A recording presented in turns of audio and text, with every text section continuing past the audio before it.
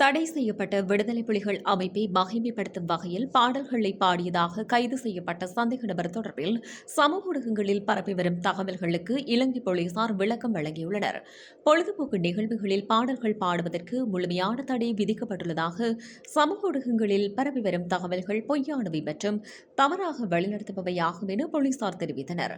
கிளிநொச்சி உதயநகரைச் சேர்ந்த 24 வயதுடைய இளைஞர் ஒருவர் கடந்த மே மாதம் 31ஆம் தேதி சாவகச்சேரி நாவற்குழியில் நடைபெற்ற இசை நிகழ்ச்சியில் விடுதலை புலிகள் தொடர்பான பாடல்களை பாடியதாக கூறப்படும் குற்றச்சாட்டின் பேரில் ஜூன் மாதம் 2ஆம் தேதி கைது செய்யப்பட்டதைத் தொடர்ந்து இந்த விளக்கம் வெளியிடப்பட்டுள்ளது.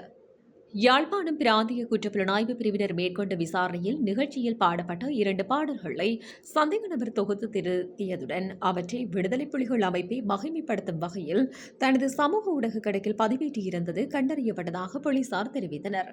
மேலும் அந்த காணொலிகள் தடை செய்யப்பட்ட அமைப்புக்கு ஆதரவான உள்ளடக்கங்கள் இடம்பெறும் வகையில் திட்டமிட்டு மாற்றியமைக்கப்பட்டு சமூக ஊடகங்களில் பரவச் செய்யப்பட்டதாகவும் போலீசார் கூறினர்.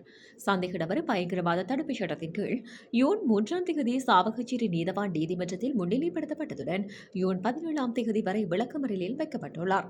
நாட்டின் அரசியலமைப்பு நடைமுறையில் உள்ள சட்டங்களும் வகுத்துள்ள விதிமுறைகளுக்கு அமைவாக அனைத்து குடிமகளும் செயற்பட வேண்டும் என மீண்டும் வலியுறுத்தியுள்ள போலீசார் சமூக ஊடகங்களில் பரவும் தகவல்களால் மக்கள் தவறாக வழிநடத்தப்பட வேண்டாம் என கேட்டுக் கொண்டுள்ளார்.